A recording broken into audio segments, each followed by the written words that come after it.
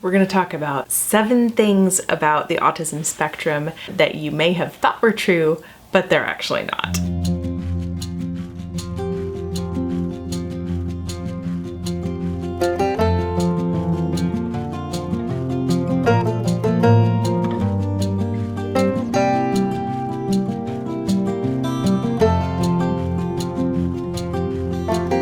Guys, it's Amanda with Eat, Pray, Crunch. Since it is the month of April and you guys have seen in my last couple of videos, I am doing a series on the autism spectrum since it is Autism Awareness Month. If you guys haven't seen the videos where I talk about the diagnosis of my son, I will put those here.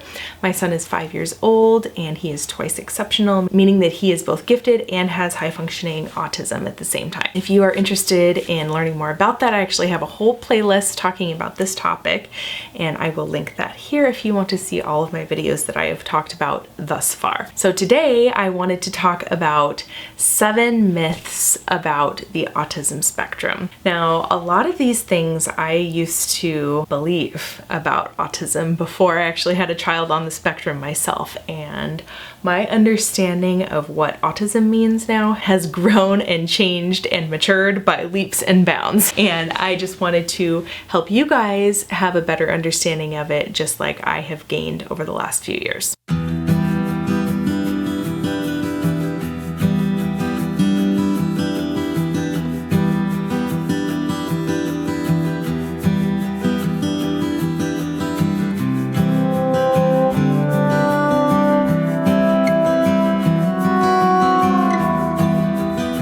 So let's jump right into these myths. Number 1, people on the autism spectrum are not social. This could not be further from the truth. Just because people on the autism spectrum don't communicate in the same way that neurotypical people do, neurotypical means people who are not on the autism spectrum. Depending on where they are on the spectrum, they may or may not have communication skills that they need to interact with other people very well. The degree to which that is impaired it's called autism spectrum. It's a spectrum. But most people who are on the spectrum very much want to be social in some way, shape, or form, and they want to have friends, especially people who are high functioning autistic like my son. They love social interaction. In fact, my son may be the most extroverted person in our family. When we are out and about, he literally says hi to just about everybody that we pass,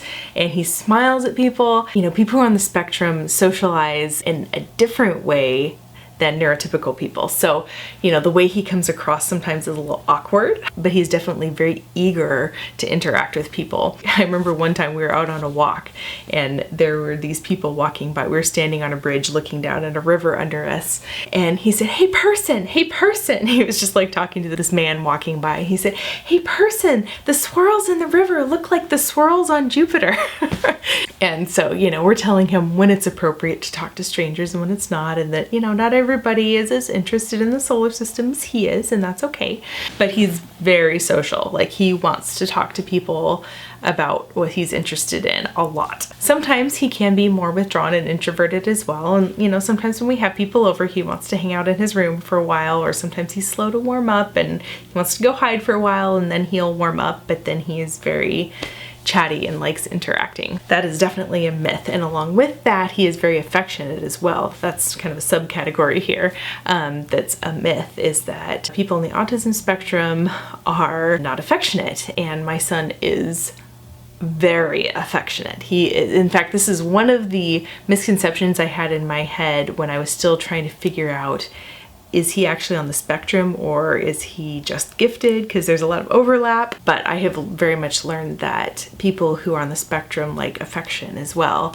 And sometimes that looks different for different people on the spectrum. A lot of people who are on the spectrum have sensory issues, and so sometimes certain types of touch feel uncomfortable to them. For example, they might like a hard hug instead of like a light touch or like a light pat. You know, they might like a really tight hug, you know.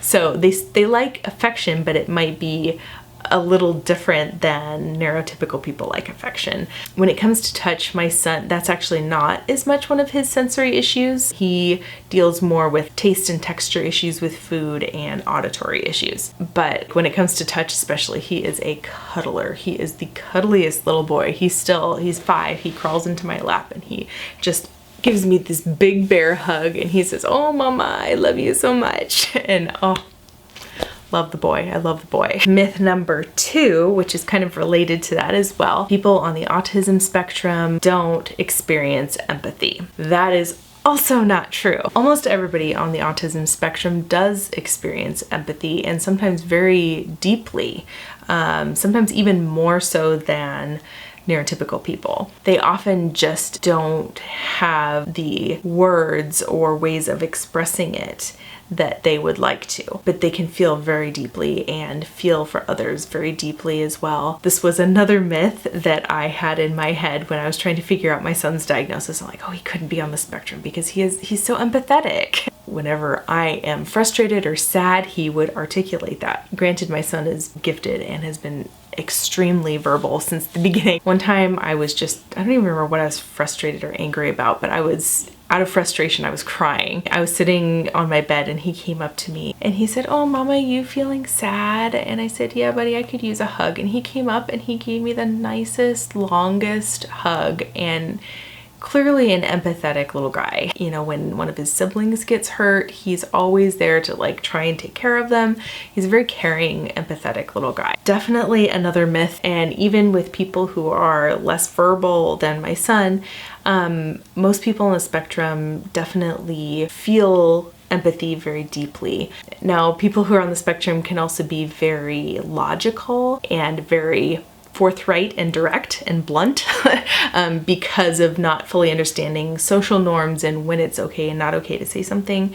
And so, you know, they might just say what's on their mind, which might come across as unfeeling or unempathetic sometimes, when really that's not the case. They're just thinking very logically about a situation. Myth number 3 is people on the autism spectrum have no imagination. This is also something that couldn't be further from the truth. I think that people on the spectrum have very vivid imaginations. It might be in a little bit different way. People who are on the spectrum can be very literal and concrete. For example, a lot of people who are on the spectrum happen to like Star Trek, right? And that's something that's, you know, in the past is considered to be kind of geeky or whatever. A lot of people who are on the spectrum are attracted to it because the way they talk to each other is very Asperger's-y, you could say, and that they're just very logical and very forthright with how they talk to each other. And I think that that is something that people who are on the autistic spectrum can really relate to. And so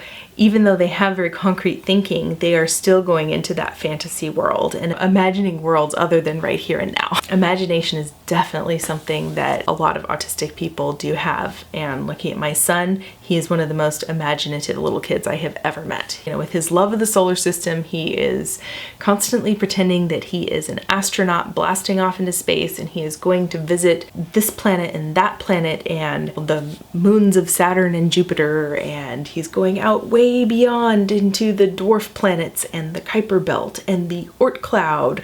And then he likes to imagine that all of the balls in the house are planets and moons and stars and that kind of thing, and he lines them up by, I mean, that's a very autistic tendency, is lining things up. But what he's doing with that is very imaginative, because he watches these shows showing the smallest things in the solar system to the very largest, and like going off to the biggest stars that we know of in the universe by scale. And so he lines up all of the balls in the house by size, and he knows by name in the correct order by scale, you know, smallest to biggest and that kind of thing. You know, when people talk about autistic people being in their own world, that's very much them being in their imagination. Autistic people definitely have an imagination. Myth number 4, vaccines cause autism. I made a whole video talking about that. If you want to see that video, I will link it here, just talking about how the actual rates of people who are on the autism spectrum, I do not believe are actually going up.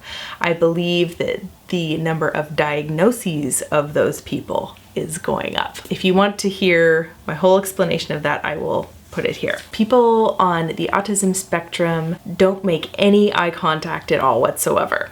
That is also false. This is something that is very much a spectrum within the spectrum. There are some people who are on the spectrum who do make very little eye contact, but there are some who make almost entirely normal eye contact. Sometimes that just means that eye contact is a little different than how neurotypical people have eye contact. And it's also something that can be a learned behavior. People who are on the spectrum who start out not having great eye contact can very much learn to have eye contact. I've heard them describing it as you just gotta learn to stare into the sun. Like, it's something that can make them feel very comfortable just like gazing directly into somebody's eyes, but they can learn how to do it, and the more they do it, the less uncomfortable it becomes. So it can be a learned behavior. Just like all of these other social norms and whatnot. It's not that people who are on the spectrum aren't social, but a lot of these social conventions and norms just don't come intuitively to them the way it does for neurotypical people. But they are skills that can be learned and can be taught. So that's a little segue into myth number 6, which is, can a child grow out of autism? And the answer is yes and no. Basically, like, being on the autism spectrum is something that you are born with. It is very strongly genetic. It's kind of like your default mode. Granted, people who have gotten all the proper interventions and everything early in life, they, like I said before, they can learn all of these social skills. They can learn all of these skills that they might be limited in. They can basically learn to function just like a neurotypical person, but it might take them a lot more work. So even though they learn how to be neurotypical, their default is still that they are actually autistic. So really, when they say that somebody grows out of their autism, that's not exactly right. That just means that they have had all the proper interventions and they've learned everything that they need to do. They have trained their brain. And this is also a topic for another day, but sometimes autism spectrum is also misdiagnosed. This is actually something that is commonly a problem with gifted children, which is why we were so unsure with my son whether he was actually on the spectrum or not, or if he was just showing signs of giftedness. We now know that he is both, which can happen and often. But sometimes a gifted kid is just gifted and not on the spectrum, and if they grow out of their autistic tendencies that they had when they were younger, then it wasn't actually autism to begin with. And there are a number of cases like that where a kid may receive a diagnosis of being on the autistic spectrum earlier in life, but then they didn't actually have it to begin with, which might look like they grew out of it, but really it wasn't autism in the first place. Myth number 7, autism is caused by bad parenting. This was actually something that apparently they believed in the 50s, was that autistic tendencies were caused by mothers who didn't show any warmth or affection to their children. I am here to tell you that I come from an extremely affectionate family, and I am passing that on to my kids. I am very affectionate with them. I have showered my kids with tons of affection from day one. Like I said, that's clearly not what caused my son to be on the spectrum, and he's also very affectionate. And it's also not, a lack of discipline.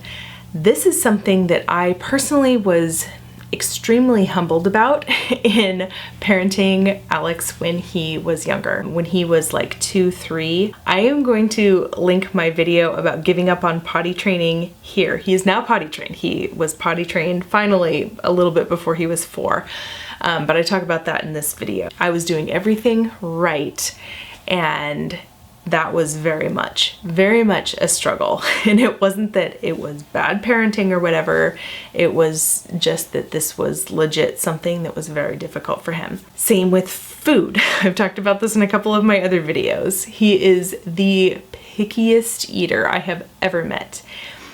And I know for a fact that this is his nature versus nurture, because my daughter eats absolutely everything. She loves trying different things. She loves different flavors. In fact, with her, it's the more flavor, the better. And it's just so interesting to me that here's my daughter over here where she eats absolutely everything, and my son who will barely eat anything. And so that just goes to show they've had the same parenting. They both had purees and baby-led weaning, which I actually did a video about that as well, which I will link here if you want to see that.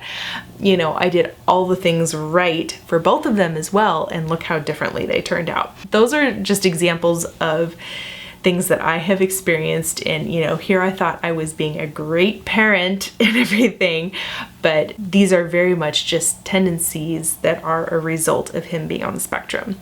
And nothing that I was doing conventionally was going to change that. I was very much humbled by those things. In fact, I think I made a video a couple years ago talking about the humbling process that you go through when you're a mother. I will link that one here as well, swallowing your mama pride. I'm definitely a much more chilled out mother now. I mean, I've always been somewhat chilled out, but I've relaxed on all of my philosophies about the right way to raise children. Get that out of your minds now. Autism is not a result of bad parenting. Anyway, if this video was informative to you, let me know by giving me a thumbs up. And I know there are even more myths out there about autism that are worth busting. Being that it is Autism Awareness Month, I am all about spreading not only awareness, but understanding and acceptance. I thank you guys so much for watching this video, and if you want to see more content like this, be sure to hit that subscribe button and the notification bell, and I will see you in the next video. Bye guys.